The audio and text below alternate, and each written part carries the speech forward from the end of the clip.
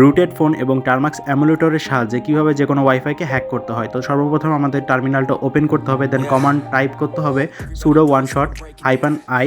So sorry, এখানে mistake হয়ে গেল, -i, দেন স্পেস দিয়ে ল্যান 0, দেন স্পেস, দেন -k, এটা লিখে ইন্টার করতে হবে। এটাই লিখে ইন্টার করার সাথে সাথে আমাদের কমান্ডটা ফ্ল্যাশ হয়ে যাবে।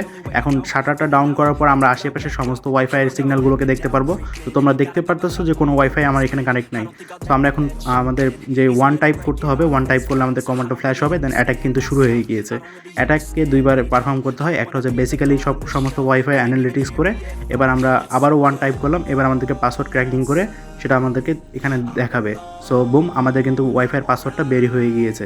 এখানে আমরা দেখতে পাচ্ছি রাসেল টেলিকম। তো উপরে যেটা দেখতে পাচ্ছি WPS, এটা হচ্ছে আমাদের পিন। তো এটাকে আমাদেরকে কপি করতে হবে। WPA হচ্ছে এটা ওয়াইফাইয়ের নাম। তো আমরা এখানে রাসেল টেলিকম দিয়ে চলে যাব। রাসেল টেলিকমে আসার পরে আমরা এখানে পাসওয়ার্ডটা পিন করে দিয়ে জাস্ট কানেক্ট করার সাথে সাথে দেখতে পাচ্ছ যে আমাদের কিন্তু ওয়াইফাইটা কানেক্ট হয়ে গিয়েছে। তো তোমরাও চাইলে টারমাক্স এমুলেটরের সাহায্যে রুটেড ফোন দিয়ে এই ধরনের পেনিট্রেস্টিং ওয়াইফাই অ্যাটাক করতে পারো।